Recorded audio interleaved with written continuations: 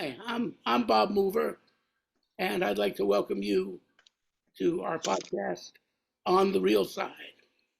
And today we have a very special guest. All of our guests are special, and this is a very fascinating uh, cat and one of the great musicians that's still around with us.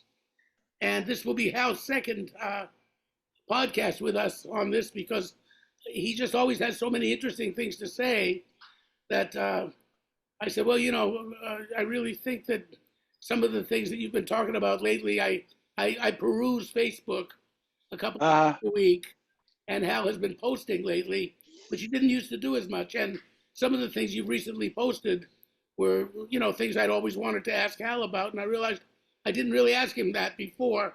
So I made another list of questions. All right. Things to talk to you about. I make my little lists. All right. And that's wow. that's the bare bones of it. But so I'm very honored and happy to have the great Hal Galper with us today. Hi, Hal. How you doing, Bob? Great, you're here, and Jesse Kaiser is here helping us out in the production area. She'll put a beautiful edit on this, and it'll look real nice and have a wonderful presentation. And I just really appreciate all that Jessie does, which you don't see a lot of her, but her presence is definitely Thank you, Jesse. a large part of this. And so there were, Hal and I, we share a couple of things. We're from the same origins in the sense of the parts, well, ethnically and the part of the world that we come from. We both come from the North Shore, the North Shore of Boston. I didn't know that. You come from the North Shore? I come from Swampscott. Get out of here. Yeah, I'm Swampscott. And you're Salem, right? Right, but did you know my friend Bob Marvitt from Marblehead? No, but I mean, I know Marblehead because Marblehead Neck. We used to go there in Hutchinson's potato chips. I didn't know you were from Swampscott. No, well, I didn't. I moved to Miami when I was 11.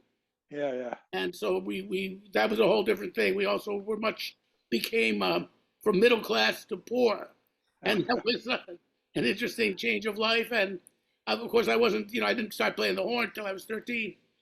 But yeah, I grew up in Swampscott, and it was I learned all these Massachusetts expressions like "wicked good," and all of these little Bostonian things. And in fact, I was, such as they would say, such a retard. You have no accent. You have no accent. Well, the reason I have no accent is interesting because when we moved to Florida, the kids down there said, "You talk funny." Can you say bath for us? And I'd say bath. Look, he said bath. He don't say bath. He say bath.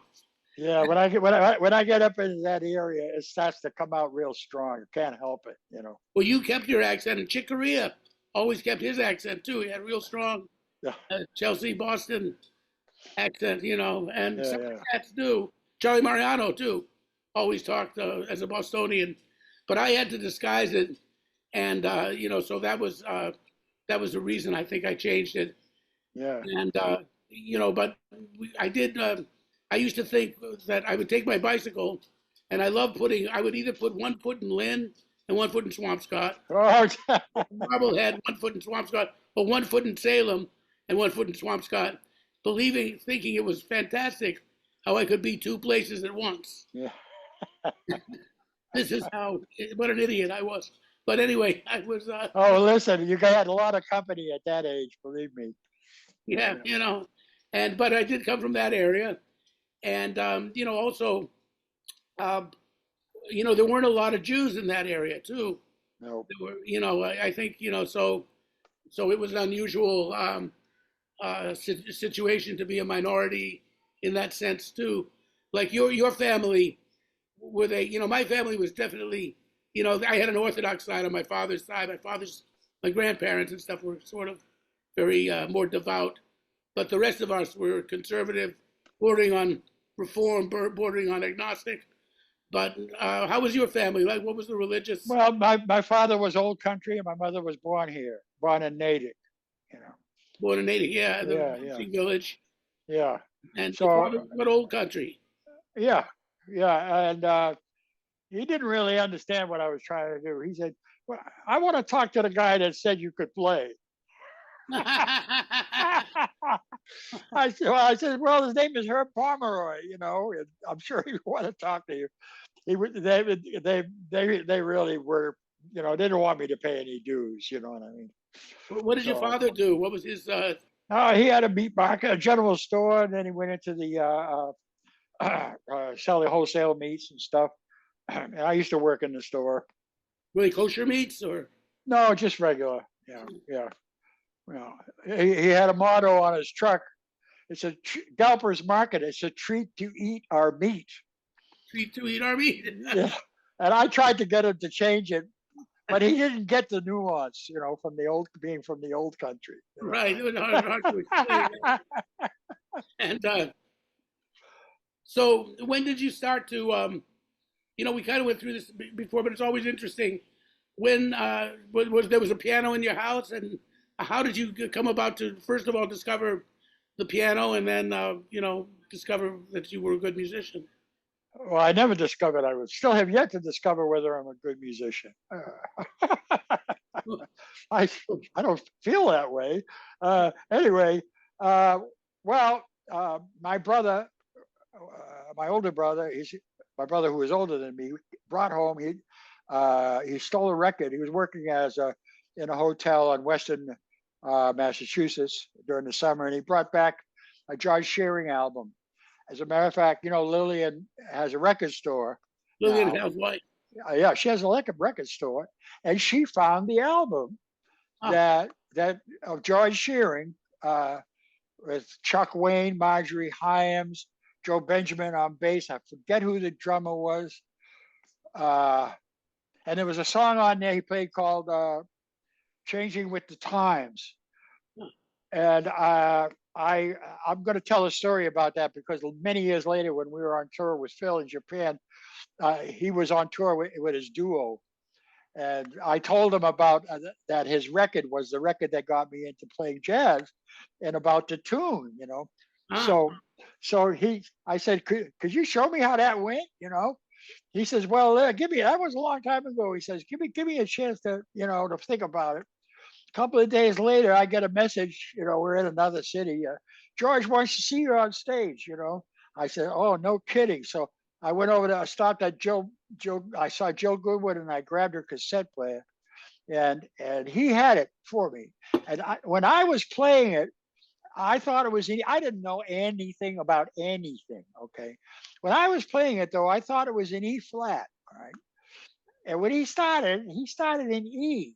And I realized that my record player had been flat all those years. oh, I know those guys. Yeah, I remember those. So he played, his tune was in the key of E, which was disconcerting enough as it was.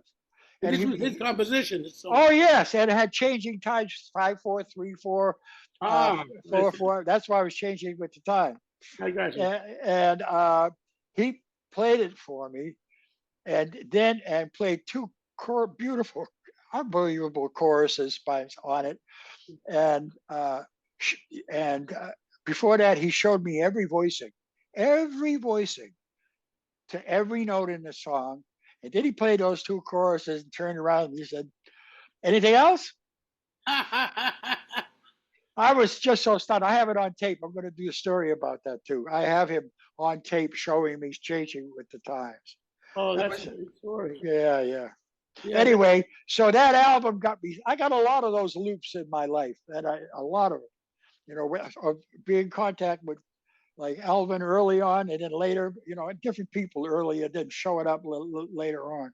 Well, you know, I think that kind of synchronicity and serendipity has affected a lot of our, you know, like when I talk to musicians and people in general, but I think that's one thing that makes me believe in something greater than myself, that there's a supreme force in the world, however you want to define it. What happened to your agnosticity? Well, it wasn't my agnosticism. I said I grew up in an atmosphere if looking for a definition of it. But no, I've never really been that. I've always had this feeling that there was something, I mean, and I'm writing my memoirs too now, and in the course of writing this, I see, as if I didn't before, but I did, how that has been such a big factor. Like what you're talking about. Just something happens, and 30 years later, you meet somebody, and that piece of the puzzle gets solved. But it took that long. Yep. Whatever. Yeah. I mean, when I met Lee Konitz, I mean, I had I'd heard this one record, and I said I got to meet Lee Konitz, because I heard this record, Motion Lee, and I'd never really listened to him before, and I was 17 years old in Miami, and deep into Bird and Jackie McLean and all that kind of thing, and it happened to be Easter weekend, and I got a ride from the university just to New York, like with 5 people in a van or something for a $50 round trip, 1969. And I knew he was teaching because I saw the Village Voice. I always read the Village Voice. And he had his ad in the Voice. You'll like this one. Lee Konitz's ad for teaching. It said, Lee Konitz, now accepting students, all instruments, all levels. Advanced, intermediate, beginner, tone deaf. And well, listen, no, when I was 16, my friend Bob Marbert, who was from Marblehead, he was a tenor player at the time. He's still playing. We went to New York because he wanted to take a lesson with Lee. So I met Lee when I was 17 years old. I was sitting in Lee's living room while Bob went in for a lesson, and then he came back out. We left and Lee didn't remember that many years ago, but that was another circle, Right, there you were, and then years later, yeah, 16 or 17 years old. Well, in my case, the story, which I'll make a little shorter, but my friend Brooks Kerr, who was a blind pianist that I would stay with in New York, I was so excited about coming to New York to meet Lee. I knew he was going to be there because the ad was in the Voice, so he must be in town. I figured that. I called Brooks. I forgot to tell him I was going to come to visit him. And I was, I got to stay at his place in New York. So I called him. He said, why are you coming so soon? So of course, you can stay with me. But why the suddenness? I said, I got to meet this guy, Lee Konitz. And I told him about it. And he said, sure. He said, but listen, when you come in, I'm going to the half note tonight to listen to Roy Eldridge. So I'm going to leave the key at a certain place under the flower pot, blah, blah, blah. Let yourself into the pad, and I'll be back later. So I sat there and I waited, and Brooks came home with a big smile on his face. And he said, you're not going to believe what happened. He said, I was at the half note listening to Roy Eldridge, and I struck up a conversation in between sets with this guy next to me at the bar. And he knew a lot about Roy. And then Roy came over and said hello to him. And it seemed he said, hello, Lee. Well, it was Lee Konitz. And he said, meet him here at 4 o'clock. He gave me Dick Katz's studio address. Go down to the Village and meet him there. You've got a lesson with him tomorrow at 4. And that's how I met him. So we have these kind of, synchronistic or... I call them circles closed, Circles closed, yeah. Which is reflective of the forward motion of life. where one of Hal's books and theories, which we'll get into a little later. Not my theory. It's not mine. It's Bach's. Well, it's Bach's theory and your interpretation of it. I'm just reporting. Right.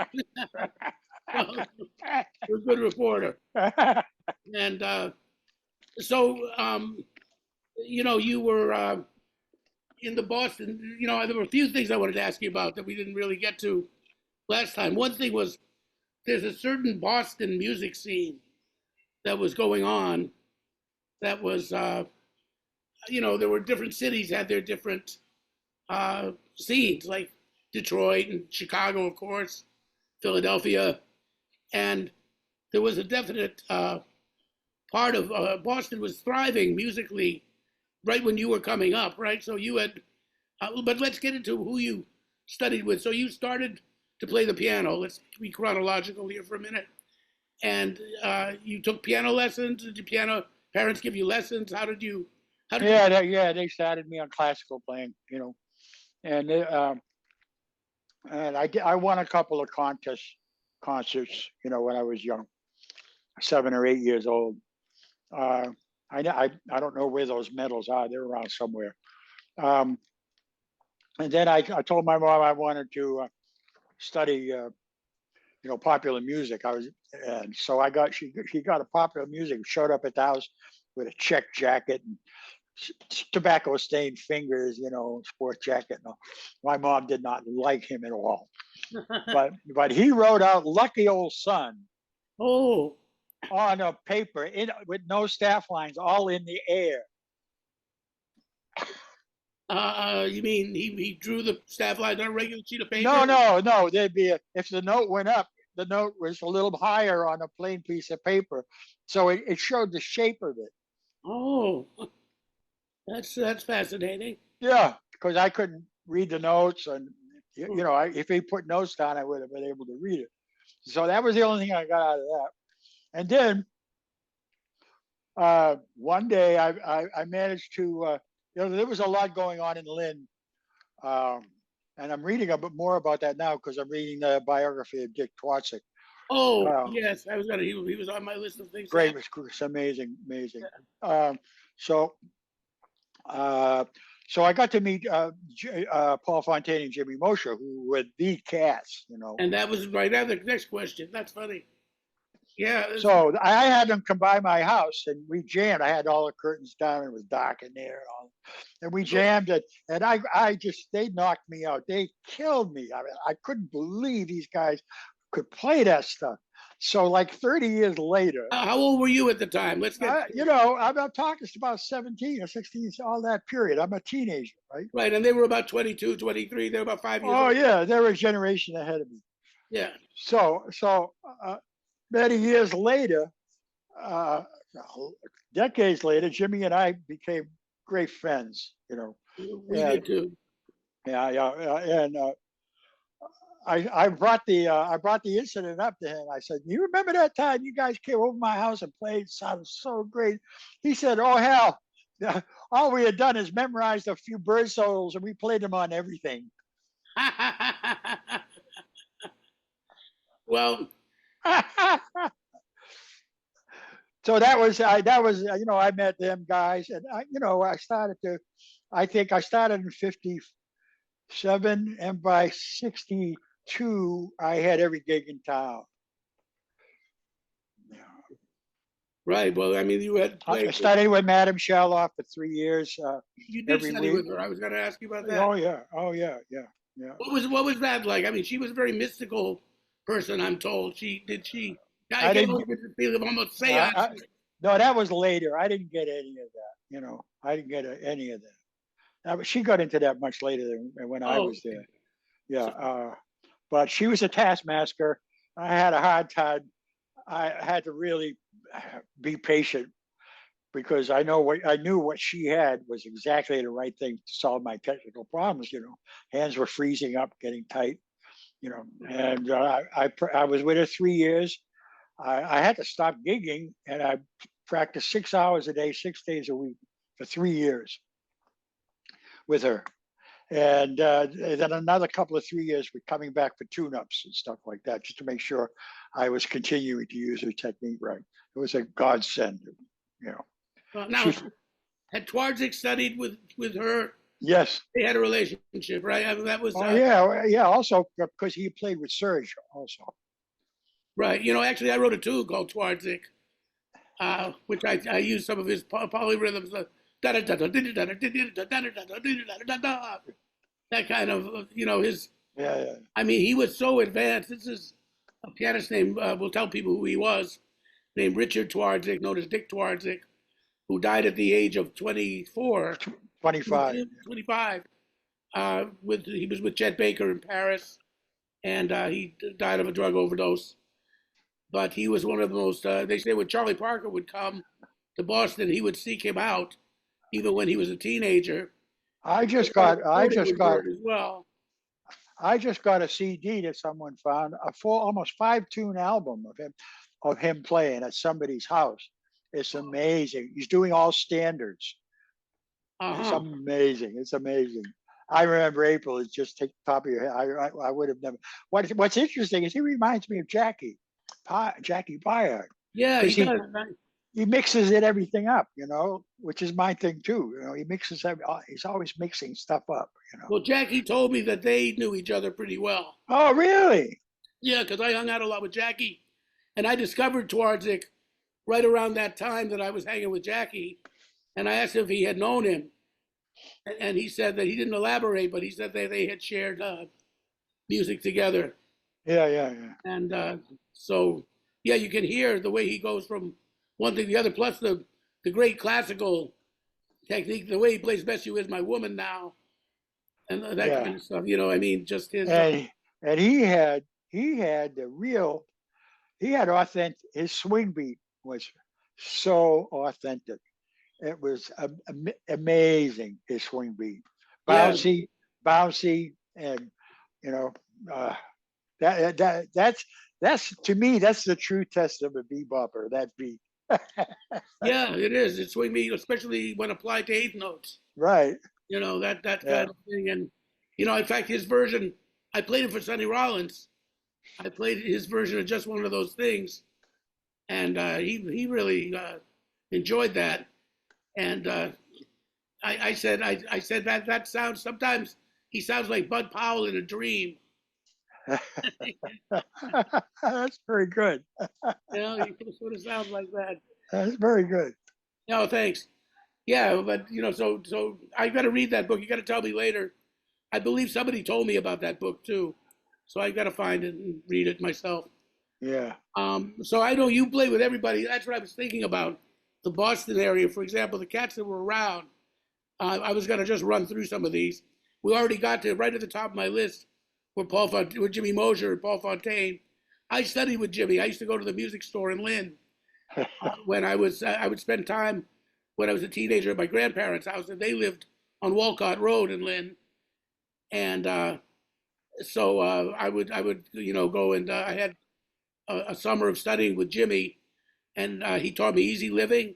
He taught me giant steps, and we worked on the upper structures. He wrote "Up Your Structures" and how to use upper structures in your playing. And he showed me a lot. He was really very articulate. And years later, when he had his problems with alcohol, Charlie LaChapelle, Joe Hunt, and I were very instrumental in getting him into rehab. We were the cats that told him, Jimmy, you're gonna die. We don't want to. We're not gonna sit here and watch Yeah, it. yeah. So and then he did. He came out pretty well. Yep. So he got sick right after that, and but Yeah, he the way I heard it is his dad had died from cancer at 65. yeah. So, and he was probably around that time. And he was in the hospital. What I heard was that he called the priest in, and after he left, he pulled his plug on everything. He may have. Himself. He pulled everything that was attached to him out. He pulled it out, and that was it. I'm surprised that his wife would have. Denise, Oh, she was in Europe. She was in Europe. I don't know because they were very tight. They had just got married. But she was working in Europe a lot, and they were in and out together. They weren't living. Are you sure? Because I brought him to Montreal. No, I'm not sure. No, I'm not. Right after he got married, I was living in Montreal, and I brought Jimmy up to Montreal as a kind of wedding present. I mean, I got him a gig at Biddle's, a club in Montreal, and we did one night together, and I gave him the whole week for himself, and I think I did the weekend with him. And she was with him, and they were madly in love. He had met her in the hospital during rehab. Because he had one wife that was a disaster. Yeah. But then he had this wife, and she was so devoted to him. I find it hard to believe that story. We got to check it out because I think he was very because right after that he had the cancer. They found that it was very quick. He went quick. She wasn't there. The priest came like at around 9 o'clock at night when nobody was there, and gave him the final rites, and then he left. And the next morning, they found him without there with his everything pulled out of his all the tubes. Huh. Wow. He didn't want to put up with it. I mean, that's pretty damn brave, if you ask me. Well, I mean, Phil kind of did a similar thing with the euthanasia with Phil. Just the assisted suicide. With Phil, what do you mean with Phil? Phil Woods. He had I mean, he did it with the doctor's supervision, but he just asked for the tubes to be pulled out and everything to be disconnected from life support. Yeah. And he had according to Bill Goodwin, I'm sure he had a slice of pizza from his favorite place and a glass of wine. And, That's you know, Phil. That's yeah, Phil, man. That's Phil. yeah, Jill told me a story too. She said he's there on his deathbed, Phil, and he had done a concert, with the Pittsburgh Symphony of Bird with strings, and famously left his horn on the stand, didn't bring it with him, went to the hospital to do the final getting out, and he's on the bed, and he says to her, he said, "Boy, I really enjoyed playing with those strings. It kept me thinking, I never did write a concerto for alto with strings." She says, he said to her, "Maybe I should do that. Maybe I should write a concerto for alto with strings." And he got a look of thoughtfulness, and he said, "No, I think I'll die."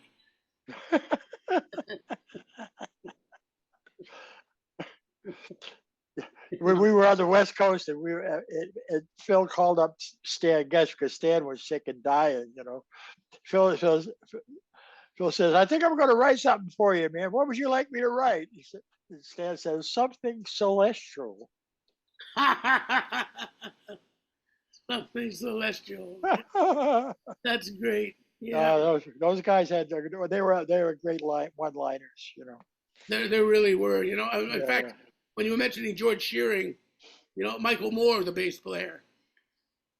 One night, Shearing was playing, and he had a bass player who we won't mention, but the bass player was a little below par, wasn't in Shearing's league, and somehow maybe was subbing for somebody, but it was a duo, and Michael Moore was kind of half in his cups, and he walks in and he listens to the band for a second, and he says to me, "Oh my God, the blind are leading the deaf."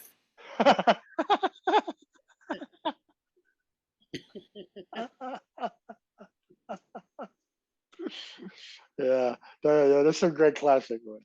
So, what were some of your questions? Okay, well, the guys in Boston, first of all, Jimmy's inspiration, uh, Charlie Mariano was really like the bird of Boston in his way. That's what Gene DeStacio used to call him. And did you get some experience with Charlie? Yeah, yes, I did. Yeah, he was. He was teaching at Berkeley when I was there, going as a student. But later on, I got to know him differently. We only played together, and that's another story where I learned what stroll meant. First time I heard the word stroll was on a gig with Charlie Mariano. Uh, uh, we were playing Bruce Masuli's club in Framingham. That's another one of my questions. Yeah, and the bandstand was like what was that club in New York City where it was behind a bar and it was in a line behind a bar. Yeah, no, it was like it was in Midtown. It was near Times Square. Oh, at Condon, you played there all the time. All the swing players played there all the time. Anyway, so not Nick's. no, I can't think of it now. Anyway, the bandstand was all in a line behind. So it was me on one end, then Herb was next to me, and then it was John Neves on bass after him, and then Jimmy Zatano on drums, and then at the other end was Charlie. So I couldn't really hear him, that well. I was playing by radar. So Charlie starts the solo, and he turns around. He takes his horn out of his mouth, turns around, and you hear with an angry look on his face. I look at Herb. I said, "Herb." He said, So we keep on playing. We keep playing. He stops playing again. He turns around, and looks at me like even more angry. I said, Herb, what's he saying? And he comes over to me. He says, I think he's telling you to play louder. I said, oh, okay. So I started banging and banging and banging. And sure enough, he turns around and he goes, at the end of the night, I get out there. I says, Charlie, what were you yelling at me? He says, stroll. I says, what the fuck does that mean? I'd never heard the phrase before, lay out. Yeah, well, I mean, I told Joe Cohn one time, the first time I told Joe Cohn to stroll, he actually put his guitar down and started walking around the club. He thought that's what I meant, and I told him to take. Maybe he thought that was you told me that. playing. You told me that story a long time ago. Right. I know that. he thought that was maybe a method to yeah, right. improve his playing. That was the first time I heard the word stroll. That's funny, man. That's funny. And yeah, I only met him once, Charlie, but he was quite a, and I love. He was a hard taskmaster though. You could hear him swearing down in the basement of Berkeley at his bands. I mean, it was outrageous. It was a totally blue discourse. Wow. But he seemed so calm, I mean, the night that I did meet him, my quick story of Charlie is funny that I was a big party at Mike Knox, the piano player. Mike had this loft in New York, and it was one of this typical. It looked like breakfast at Tiffany's. All these people jammed into a space, and it was a pretty big space, but it's still New York party. There had to be over 100 people there, like really, walking around. And Charlie was in this white Nehru suit from India because he'd come from India, and he had this beautiful like silk or rayon, whatever it was, beautiful with fine materials, all white, very, very nice. And I was drinking red wine. We were talking, and I was really happy to meet Charlie. And I was asking him all these questions about life and music and everything down to mouthpiece, And then somebody bumps into me, and the red wine goes all over Charlie's white suit. And I'm mortified. I'm like, Charlie, please, I'm sorry. Let me, I mean, send me the bill, the cleaning bill. You're in town for a week. I'll get it fixed. Give me that, after, tomorrow I'll pick it up and take it to the dry cleaner. And Charlie sits there listening to me rant, and he just says to me, well, I think that you should get another glass of wine.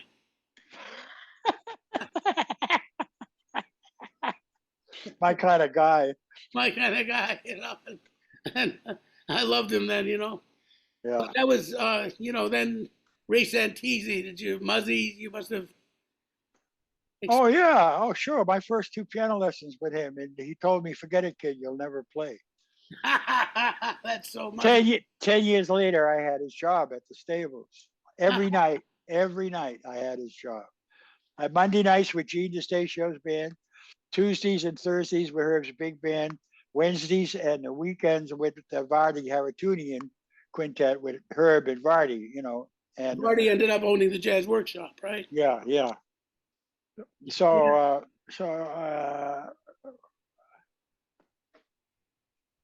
he was always I totally forgot that he told me that. And it wasn't until I actually had he gave me his job because he was too busy at the school and he'd been playing there forever. It's not like I took it away from him. He gave it to me. It's great. He's always anything I asked him for. He never held back. Great guy, very wise, had a lot of wisdom. I wrote a story about him on Facebook. It's there. I talked about my first trip to New York. First time. Right, yeah, really was great. He came out of Bud. That was fascinating.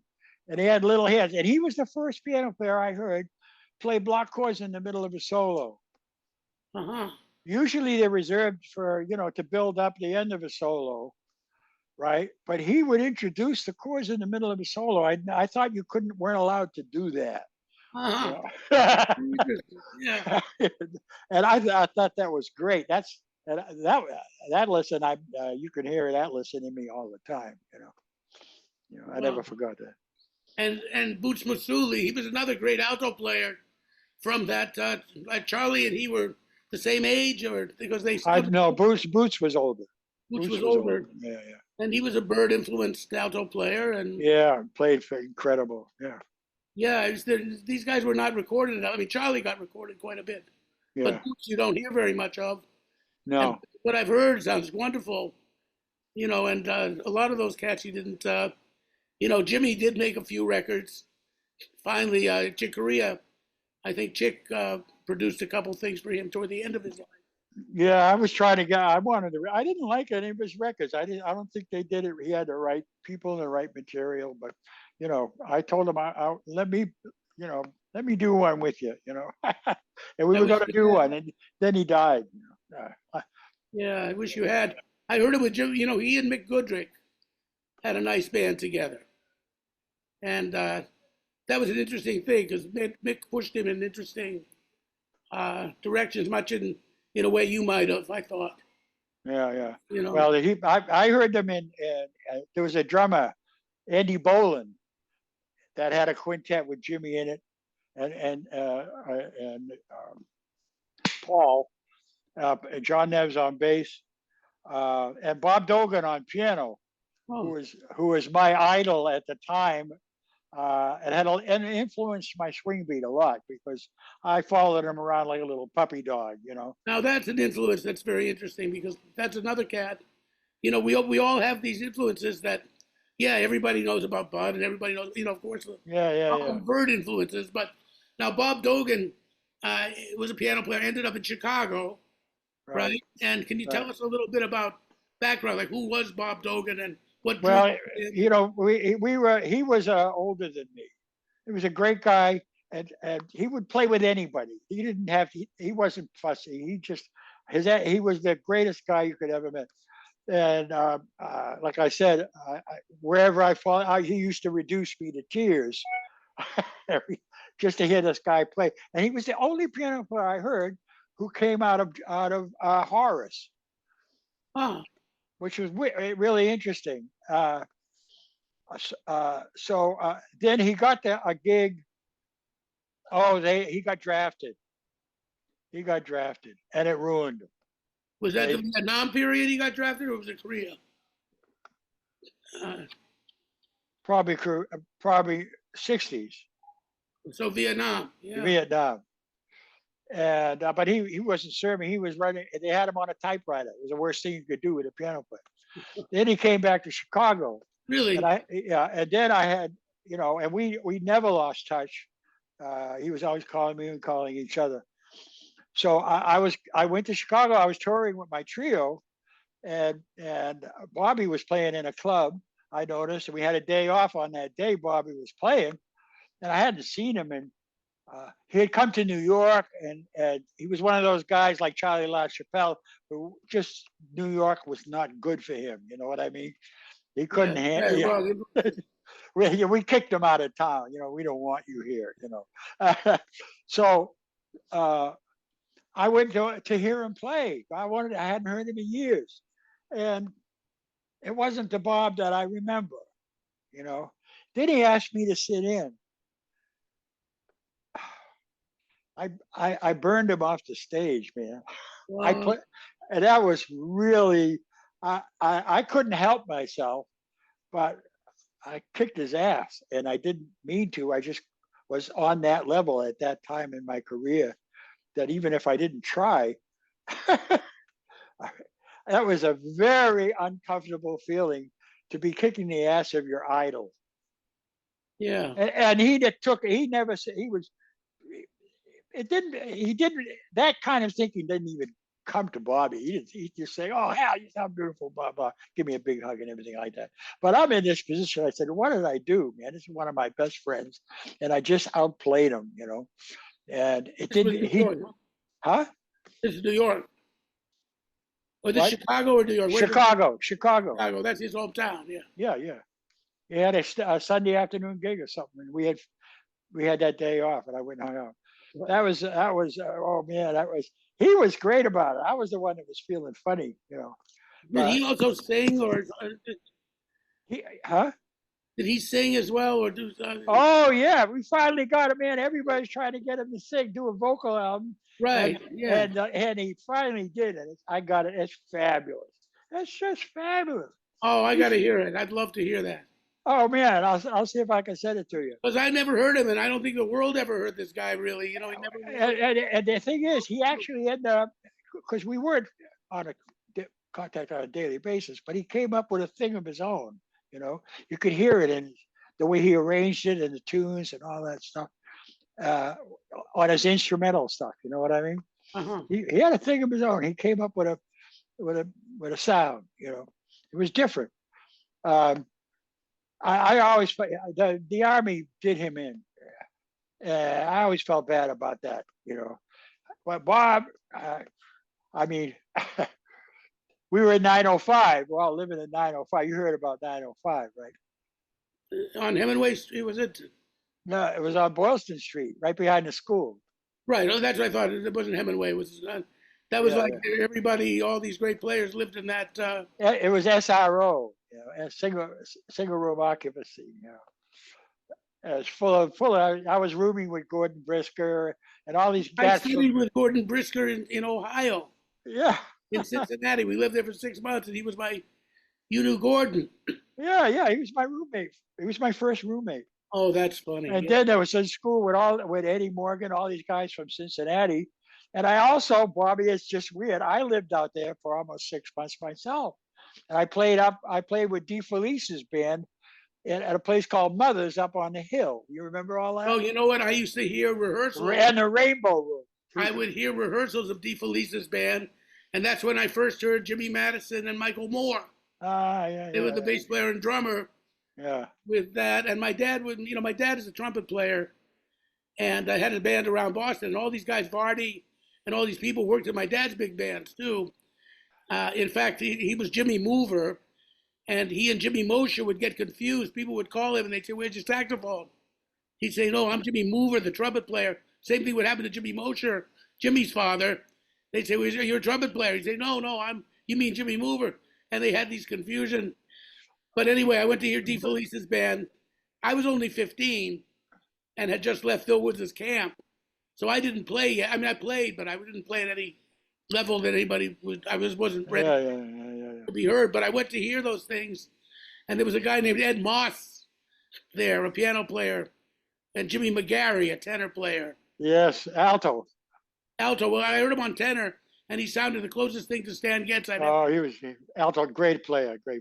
But really? He was, yeah. He was junky though, unfortunately. Yeah, great player. Jack, who was Jack, the bass player? Jack Prather, who's out on the West Coast now, was a good friend of mine at the time. Yeah. There was a club across the street from Mother called the Rainbow Room where they brought in the real jazz, and I heard Slide Hampton's 11-piece band with Ron Carter, Pete LaRocca, Freddie Hubbard.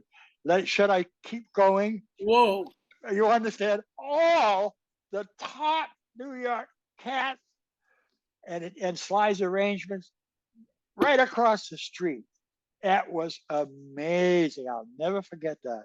That sound and that band. It was, I forget who was playing piano. It was the Rainbow Room, not the living room, the Rainbow Room. Right? The Rainbow Room. It was on the hill right across from Mother's, Oh. Yeah.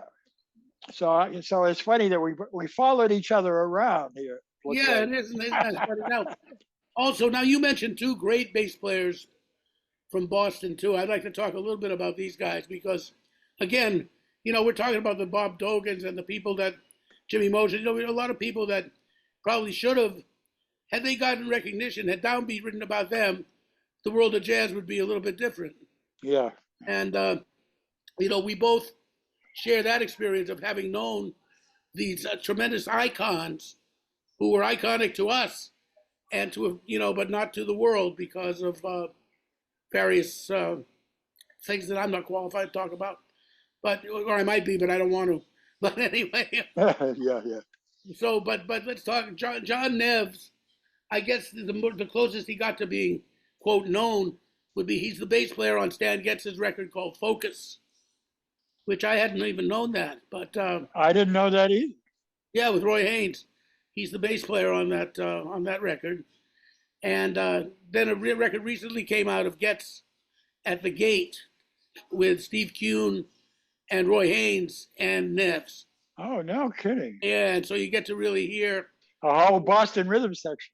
Yeah, and Nev's time was just, I loved his time feeling. He just, Well, unfortunately, the reason I could talk with some expertise on why John wasn't more well known. John played completely by ear. He didn't know a note one, not note one. If you asked him to play a chorus of blues and F in front, you had to give him an F. Once he had the F, everything was easy after that. So he was playing with George Shearing, and he went to New York. When he went to New York, there were all those musicians who knew about music and knew the names of things and could read or blah blah blah. And I get this all the time with self-taught musicians. It's they don't realize that they did it the right way. They learned it the right way. You know what I mean? They're self-taught, and you can always tell a self-taught musicians because they have such a distinct identity, right? yeah. Yeah. So, but he thought he didn't have it because he didn't know the names of things, and he went back to Boston and didn't leave again. Huh.